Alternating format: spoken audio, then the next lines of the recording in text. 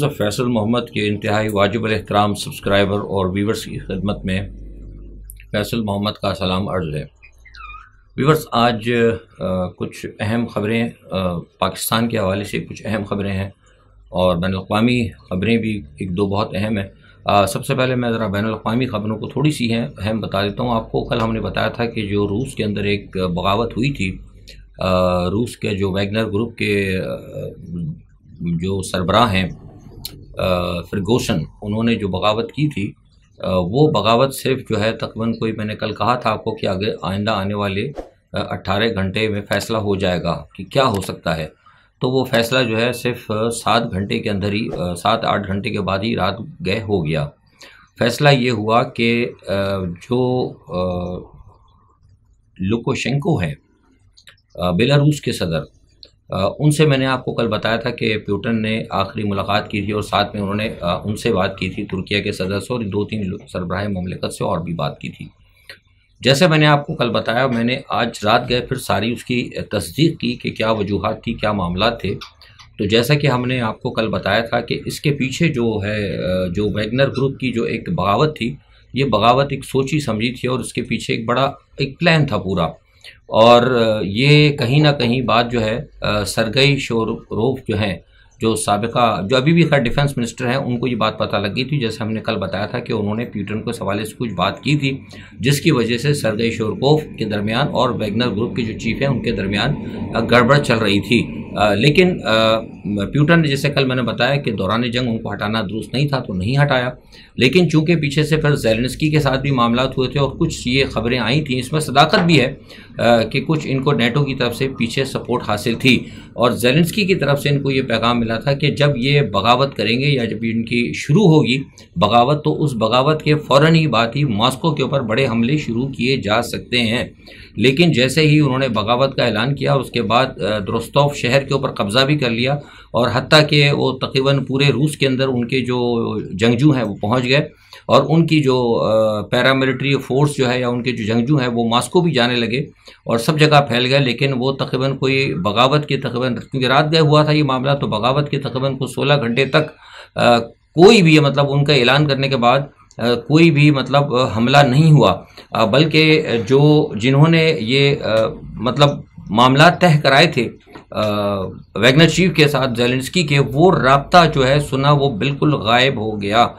उसकी वजह से वैगनर के जो चीफ थे वो परेशान भी हो गए और कुछ ये मामला थे। उसके अलावा जो दिमित्री मेत्रोव है वो भी बहुत अहम शख्सियत थे, उन्होंने भी फिर मामलात किया और लुकाशेंको से बात हुई और दिमित्री मेत्रोव और लुकाशेंको दोनों ने फिर इनको एतमाद में लिया। फिर वैगनर के चीफ ने कहा था कि मुझे ख़तरा है कि मुझे मार दिया जाएगा, तो आप मुझे इस बात की ज़मानत दें कि फिर हम जो है मतलब अपना ये जो बगावत की कॉल है वो वापस लेंगे।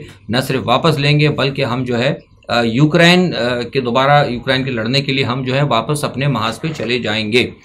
तो ये बुनियादी तौर पर वैगनर ग्रुप के साथ जो है मैं समझता हूँ उनकी चीफ के साथ एक हाथ हो गया। अब इसके अंदर जो मुख्तलिफ सिफारतकार है वो उनकी बात, जो ये मॉस्को में जो लोग हैं वो ये बताते हैं, लेकिन जो वेस्ट वाले हैं, वेस्ट वाले ये कहते हैं कि नहीं, ऐसी कोई बात नहीं है, हमारी तरफ से हमने कोई उनको यकीन दहानी नहीं कराई थी, बल्कि ये इन्होंने खुद अपने तौर पे किया था और उनको अंदाज़ा नहीं था कि रूस की तरफ से इतनी ज़बरदस्त मुदाफ़ियत होगी जिसकी वजह से वो उल्टे पैरों वापस हुए। मैं समझता हूँ कि जो मगरिब का जो स्टैंड है ना वो गलत है, क्योंकि इसलिए कि मैंने ये बात जो है जो पोलैंड के अंदर जो मतलब हैं नेटो के जो तजिए निगार हैं उनसे पूछा तो वो ये कहते हैं कि बात वही है जैसे कि उन्होंने कल कहा था कि इसके पीछे कोई ना कोई एक पूरी प्लानिंग थी और पूरी प्लानिंग के साथ वो गए थे। मतलब रूस के साथ बगावत करना, रूस इतने बड़े मतलब उनको पता है, वो बहुत करीब रहे हैं क्रेमलिन के, सारा सब कुछ है, उनको पता था कि इतना आसान टास्क नहीं है जब तक उनको बाहर से मदद ना हो। लेकिन जैसे कि वो कहते हैं कि ये बात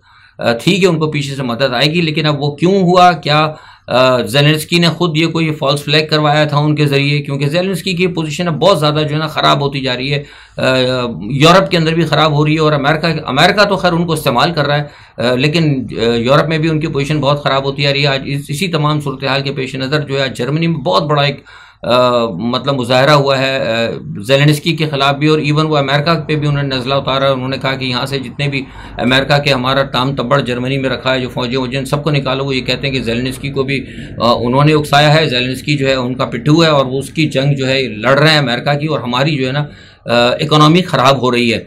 तो ये जो है ना एक नई चीज़ जो आई है बिल्कुल ज़बरदस्त जो है, जिसकी वजह से कि ये बगावत नाकाम होने के साथ साथ ये अमेरिका के लिए भी एक नया, जिसे कहते हैं ना कि एक नया फड्डा शुरू हुआ है।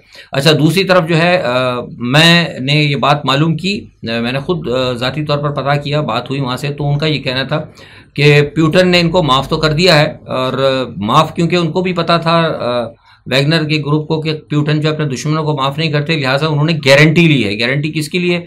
उन्होंने दिमित्री मेट्रोव से ली है और साथ में लुकाशेंको से उन्होंने गारंटी ली, और एक बाकायदा उन्होंने माहिदा कराया है, और साथ में उन्होंने फिर रमज़ान कादरोफ की भी गारंटी ली, क्योंकि रमज़ान कादरोफ कल उनके सख्त खिलाफ हो गए थे।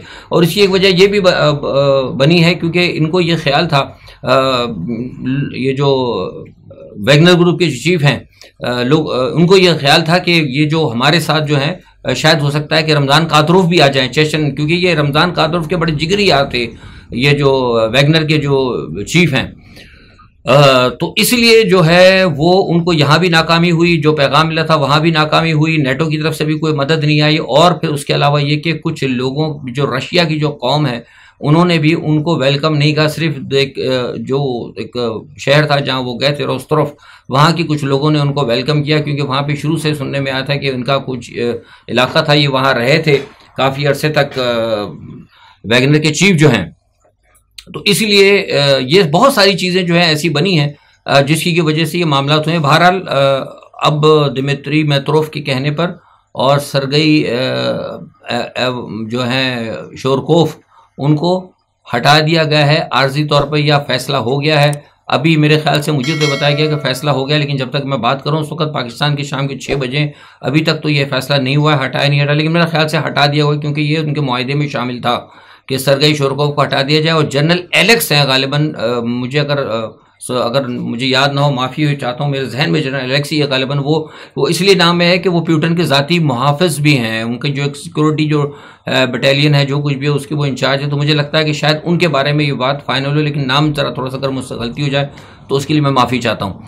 खैर, ये सारी सूरत हाल थी, इसकी वजह से अब यूँ समझ लें कि रूस जो है, रूस ठीक हो गया है मामला। लेकिन ये मैं आपको बता दूं कि अब आप प्यूटन को ये ना समझे, प्यूटन बहुत ज़्यादा एग्रेसिव होंगे और ये मामला जो है अब बहुत ज़्यादा बढ़ेगा। और ज़ेलेंस्की जो है इस हवाले से, इस तमाम इशू से बहुत ज़्यादा परेशान है। उन्होंने बहुत ज़्यादा आज बुरा भला कहा है, या तो आपको पता पाकिस्तान के मीडिया में तो आती नहीं खबरें, लेकिन उन्होंने बहुत बुरा भला कहा है यूक्रेन के मीडिया पे और दूसरे मीडिया के ऊपर वैगनर के चीफ को। उन्होंने कहा कि उन्होंने हमारे साथ धोखा किया है और वो बड़ी जल्दी डर गया।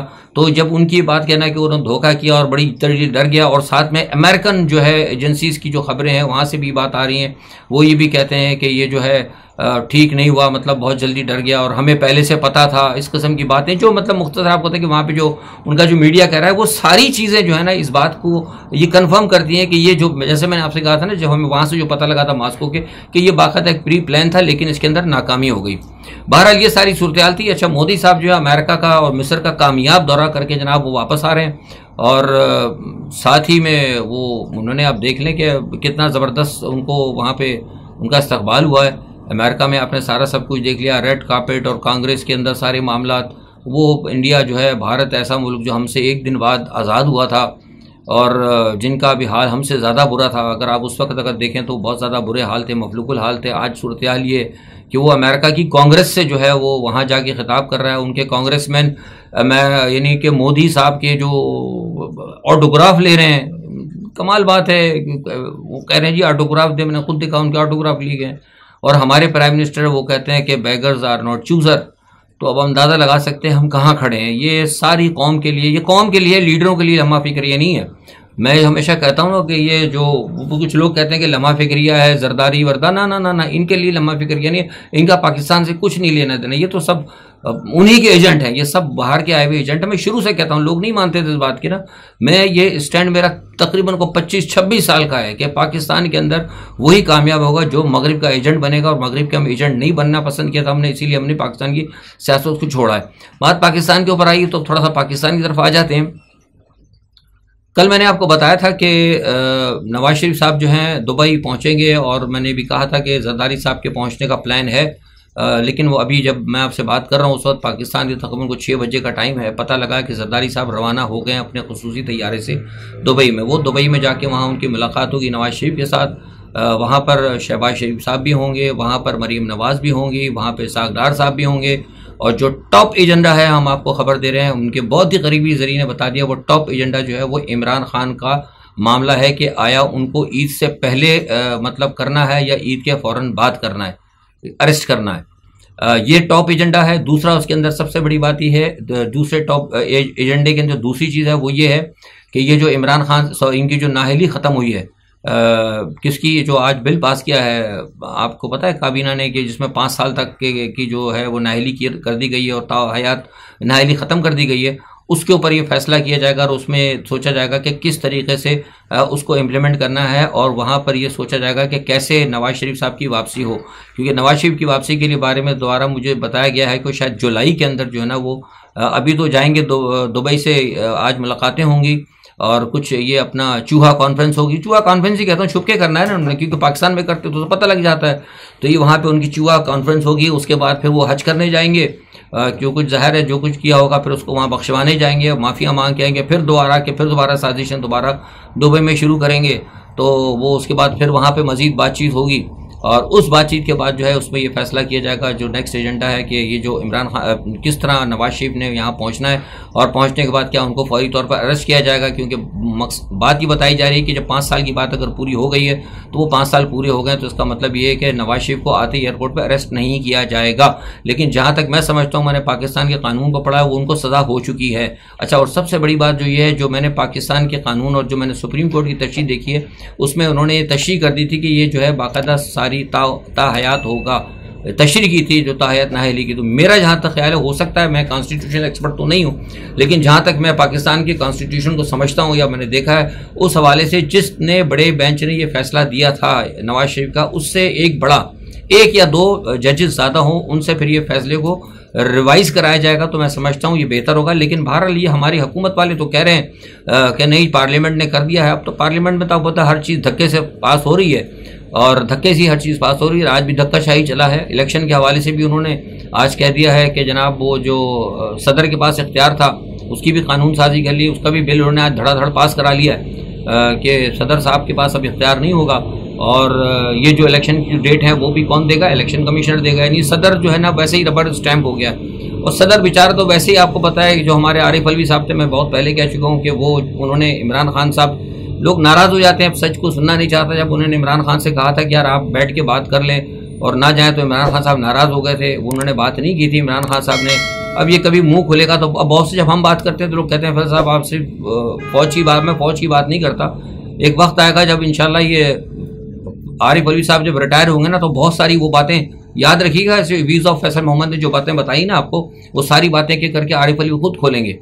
तो आरिफ अलवी साहब की भी पोजीशन ख़राब हो गई, क्योंकि उधर इमरान खान साहब भी नाराज़ थे, उधर हुकूमत उनसे नाराज़ थी। तो आरिफ अलवी साहब वैसे ही, मुझे लगता है, मेरा ख्याल है, हो सकता है मैं खबर नहीं दे रहा, मेरा ख्याल है कि शायद आरिफ अलवी साहब जो है इस्तीफ़ा दे देंगे, क्योंकि अब उनकी वैल्यू कुछ नहीं रही। क्योंकि जो उनकी बात थी, इलेक्शन का भी इख्तियार उनसे चला गया, सदर से वैसे 52B के तहत उनसे ले लिया गया है।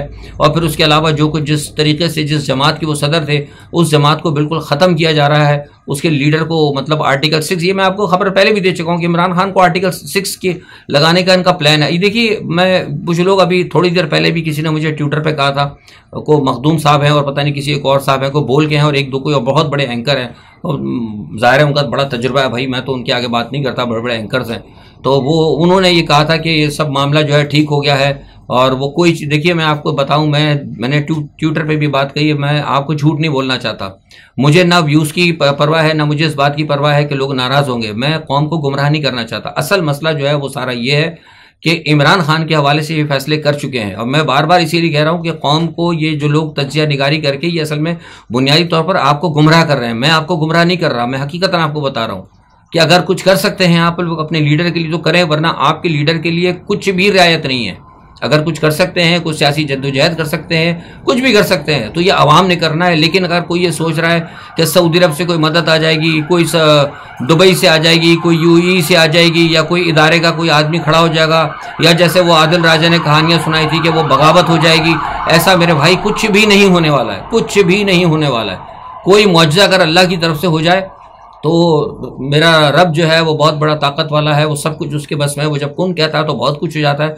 अगर वो कुछ कर दे तो कर दे, या फिर उसके बाद ये है कि अगर आवाम अपने लीडर के लिए निकले, एक ईमानदार शख्स है। मेरा तो दिल जलता है, कुछ बोलता नहीं हूँ, मैं क्या कहूँगा।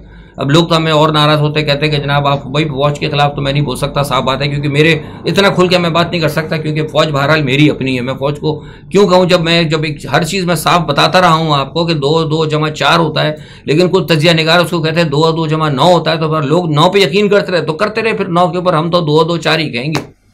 तो कहने का मकसद ये है जनाब कि सारी सूरत हाल जो है ये आपके सामने है। नवाज शरीफ साहब पहुँचेंगे, उनके रॉयल फैमिली से मुलाकातें हैं, और 1 हफ्ते तक बाद वो फिर सऊदी अरब में रहेंगे, वहाँ भी कुछ मुलाकातें हैं, और इस वक्त अभी तक वो शहबाज शरीफ भी वहाँ पहुँच रहे हैं। तो ये सारा मामला है। अब आप देख लें, आपके सामने है वही नवाज शरीफ, वही शहबाज शरीफ, वही मरियम बीबी, वही सारे, वही दुबई। आज से याद करें 10-12 साल पहले क्या हो रहा था, दुबई के अंदर मीटिंगें हो रही थी, याद है ना आपको? वो भूले तो नहीं पुरानी तरह। दुबई के अंदर पाकिस्तान के अंदर मामला हो रहे हैं, लंदन में पाकिस्तान के 10 साल पहले ही था सारा सिनेरियो। आज 10-11 साल बाद भी हम वहीं दोबारा खड़े हैं और वही सिनेरियो हम देख रहे हैं। ठीक है जनाब, कुछ भी इसके अंदर कोई भी चीज़ जो है ना, कोई भी मामला जो है उससे दुरुस्त नहीं हुआ। सब उन लोगों को, जहांगीर तरीन को, नवाज शरीफ को, सबको जो है रिलीफ मिल रहा है, और सारे मामला जो है हो रहे हैं। अगर किसी को रिलीफ नहीं मिल रहा तो एक ऐसे शख्स को नहीं मिल रहा जिसने कि पाकिस्तान को टेक ऑफ पोजीशन में लगाया था। मैं खुलकर बात कहता हूँ, उसने टेक ऑफ पोजीशन में लगाया था। और अब पाकिस्तान का मैं बार बार कह चुका हूँ, हर वीलॉग में कहते हुए अच्छा नहीं लगता कि पाकिस्तान के हालात मुझे दुरुस्त होते हुए नजर नहीं आ रहे। खुदा करे कि मेरी खबर गलत साबित हो जाए, लेकिन मुझे दुरुस्त होते हुए नजर नहीं आ रहे।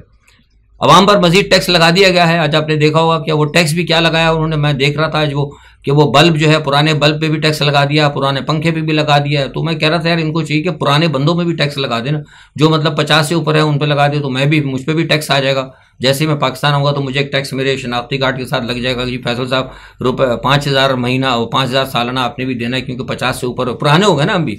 तो पुराना बल्ब, पुराने पंखे, सब पे टैक्स लगा, तो लगाओ यार, पुराने बंदों पे भी लगा दो, दे देंगे। और क्या, जब तक सांसें बाकी नहीं देते रहेंगे। तो ये भाई सूरत हाल पाकिस्तान की है, और बस आपने अब फैसला करना है कि क्या होता है, क्या आपको नज़र आ रहा है। सादिक संजरानी साहब जो है वो सदर होंगे। सदर साहब के जाने के बाद ये आपको मैंने बता दिया था। और ये जो इन्होंने जो जल्दी में जो असेंबली में पास किए ना बिल, वो इसीलिए पास किया कि शायद, वैसे तो खैर आरिफ अलवी ने भी दस्तखत कर देने थे। मैंने आपको बताया कि आरिफ अलवी बेचारा अब कुछ नहीं रहा, लेकिन वो जल्दी से उन्होंने सादिक संजरानी के दौर के अंदर कराया, ताकि सादिक संजरानी फटाफट वो फेंक दे, क्या कहते हैं, कबूतर बिठा दे। अपना कबूतर ही बिठाना होता है, बस जल्दी से बिठा दें और सारे जल्दी काम हो जाए। और सब जिसे कहते हैं चित भी मेरी पट भी मेरी। आज लोगों को शायद अगर याद हो तो इस फकीर ने कहा था बार बार कि असेंबलियों से मत निकलें, अपोजिशन के अंदर बैठें। लेकिन लोग कहते थे फैसल साहब आपको नहीं पता, आप पुराने सियासतदान हैं, बहुत कुछ होगा। ये सारे के सारे तज्जे ने कहा, वो 40-50 बैठे रहते हैं। दुख होता है मुझे कहते हुए, रिवाइज कर रहा हूँ। सब कहते थे आपको फैसल साहब कुछ नहीं पता, आपको नहीं पता, आप करने वाले 80 की सियासत हो, ये जनाब 2023 है। कुछ लोग कहते थे आपको नहीं पता। हम कहते अच्छा भाई ठीक है। हमने कहा पंजाब की असेंबली मत तोड़ो, लोग फिर ये हमें कहा, फिर वही तबर्रे, फिर वही बुरी बात, फिर वही लोग जनाब और ट्विटर के ऊपर सारे मेरे पीछे। फिर हम खामोशों को बैठ गए। हमने यही एक लफ्ज़ कहा था, मैंने कहा कि देखते जाइए जनाब, वक्त आपको बताएगा कि व्यूज़ ऑफ फैसल मोहम्मद जो आपको बातें बता रहा है, हम आपको होशियार कर रहे हैं। हमारा काम आपको होशियार करना है। हम शतरंज के देख रहे हैं, मोहरे हमारे सामने चालें चली जाती हैं, हम पर्दे के पीछे होकर अपनी ज़बान में बता देते हैं कि कौन सा घोड़ा आगे चला है, किसको शय होने वाली है, किसको मात होने वाली है। अब अगर कोई पीछे अगर कोई ना माने तो वो जाने और उसका अल्लाह जाने। आज के लिए इतना ही। अपना बहुत ख्याल रखिएगा। अल्लाह हाफिज़।